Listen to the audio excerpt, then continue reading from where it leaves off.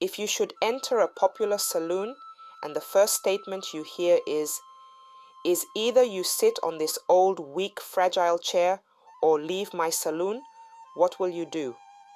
This was the everyday statement of Ezinne to her customers who tried to question why she had many good chairs around but wouldn't let anyone sit on it.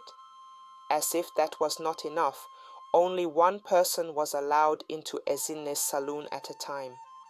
How did it all start?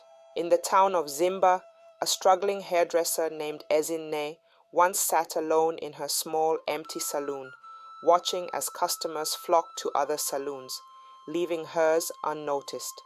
But after a mysterious journey, everything changed. Ezinne returned to town, and suddenly her saloon became the talk of the village. Her skills in braiding intricate, impossible hairstyles were unmatched, and her saloon was filled with eager customers every day. However, there was one strange rule. Only one person at a time could enter the salon, and every customer had to sit in an old, weak chair that seemed completely out of place. If anyone tried to sit in another chair, Ezinne would lose her calm and scream, refusing to braid their hair. Despite the odd behavior, people were drawn to her magical hands, waiting from morning until night just to have their hair done. Ezinne used to be a hairdresser who barely made enough money to survive. Her small saloon remained empty for days, and sometimes even weeks, without a single customer. Other saloons in the town were always busy with clients, but Ezinne's place was strangely quiet. People knew her as a kind and hard-working woman, but for some reason, they didn't trust her with their hair. Feeling frustrated and desperate, Ezinne decided to close her saloon one day. She left town, and nobody knew where she went. After several weeks, she returned, looking completely different.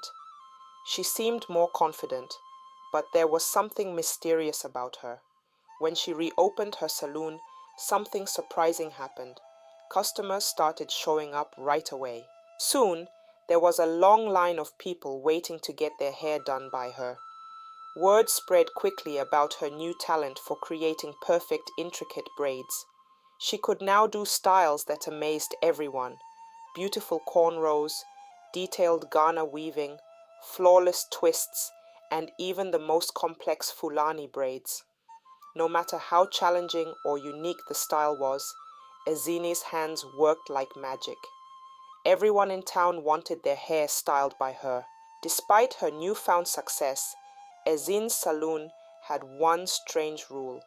Only one customer could enter at a time, and everyone had to sit in an old creaky chair in the middle of the room. The chair was worn, with cracked wooden arms and faded cushions, looking out of place in the otherwise neat saloon. Yet Ezinne was firm. Everyone had to sit in that chair, no exceptions. One day, a customer named Lona entered the saloon while another client was already seated. Ezinne immediately shouted at her, "Go outside and wait." Lona, confused, looked around the saloon and noticed there were plenty of other chairs she could sit on. She calmly responded, "There's no need for me to stand outside. I can sit right here and wait." But Ezinne's face darkened with anger. "No one sits in any other chair," she yelled. "I said, stand outside." Lona, not expecting such a harsh reaction, stood her ground. "But why? There are so many chairs here. I don't understand the problem." That was the last straw. Ezinne's anger boiled over. Without another word, she marched up to Lona, grabbed her by the arm, and threw her out of the saloon. The door slammed shut, leaving Lona shocked and humiliated outside. Ezinne's other client, still sitting in the old chair, watched in stunned silence. It was clear now, there was something more to that chair than anyone realized. If any customer even dared to sit in a different chair or questioned why they had to use the old one, Ezinne's kind demeanor would vanish instantly. "Do you want your hair done or not?" she would shout. "Sit in that chair or leave." Most clients, startled by her sudden change in tone, would quickly obey. No one wanted to miss their chance to get their hair styled by the best hands in town. Rumors started swirling around Zimba. What was it about that chair? Some whispered that it was a family heirloom passed down for generations, while others believed it held magical powers. But one thing was certain. Once a customer sat in that chair, Ezine's hands would move with incredible speed and precision. She created intricate cornrows, stunning Fulani braids, and flawless twists like no one else. Each customer left not only with a beautiful new hairstyle, but also with a feeling of transformation, as though sitting in that chair gave them something more than just braided hair. The rule of the chair became the talk of the town. Everyone wanted to know the secret behind it, but Ezine wasn't talking. As the weeks passed, more and more people lined up outside Ezine's salon, eager to experience her magical hands. Despite the strange rule, everyone wanted to be the next to sit in the chair and have their hair styled by her. But as customers left the saloon, they couldn't shake the feeling that something was off. Some clients noticed they felt strangely tired after their appointments.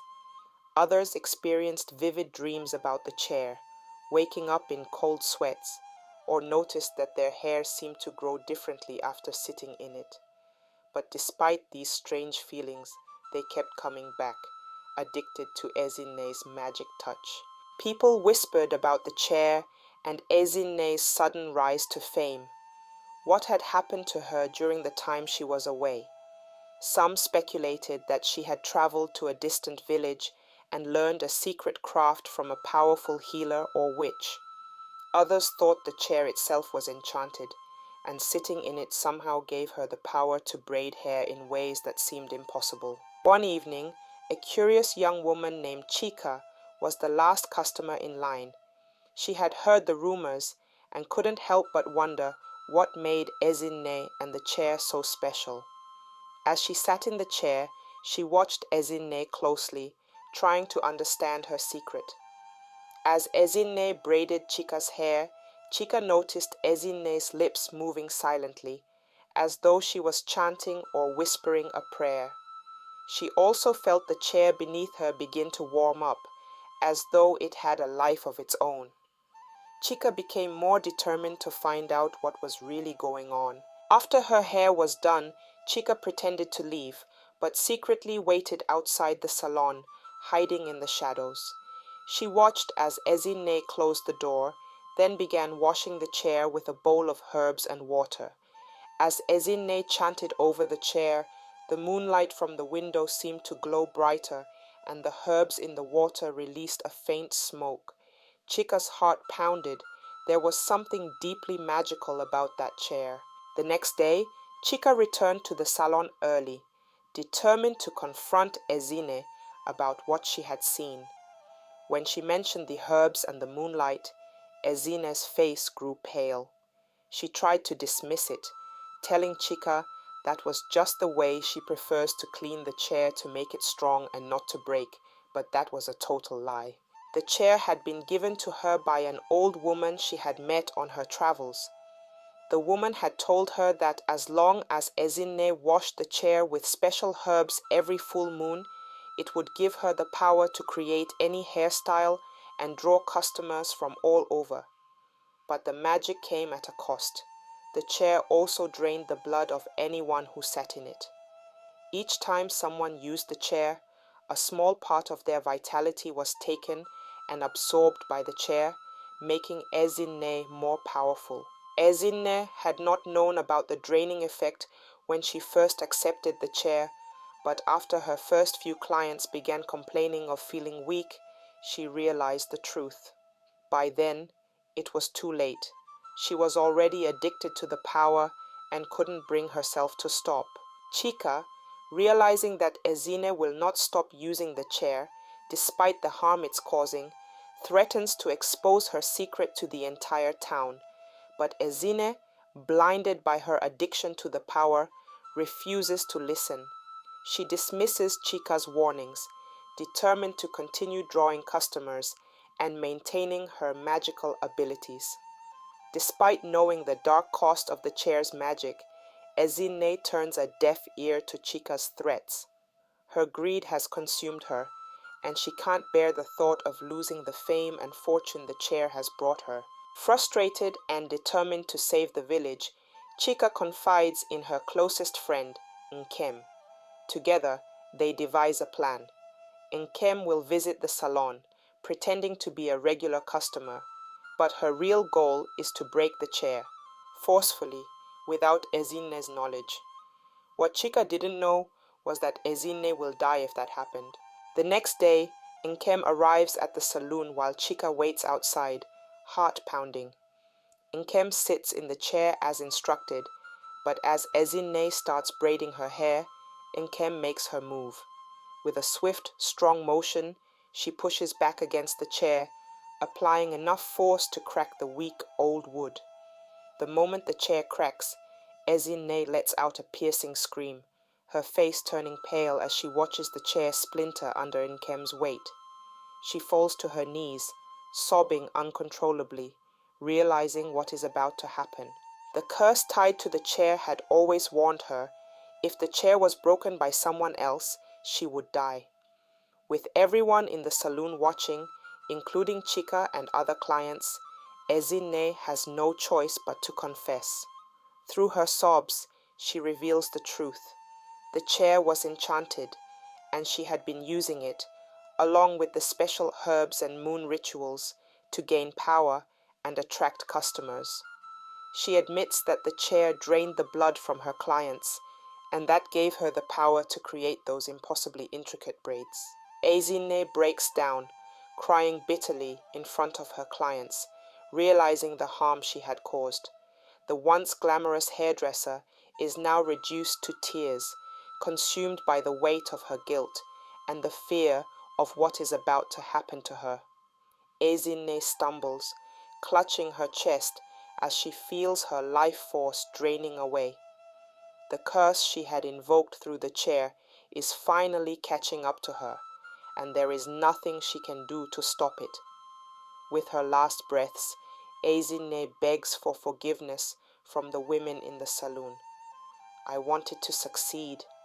I didn't mean to hurt you all," she whispers before collapsing on the floor. The women, shocked and horrified, look on as Ezinne's body goes cold. Chika and Nkem, though saddened by Ezinne's death, knew that they had no choice. The village is now free from the curse of the chair, and life begins to return to normal. The clients slowly regain their energy, no longer bound to the magic of the saloon. And so this was how the story of Ezinne was used as a warning for generations to come. The story teaches that greed and the pursuit of power through unethical means lead to inevitable downfall, and that ignoring warnings and refusing to take responsibility will result in devastating consequences.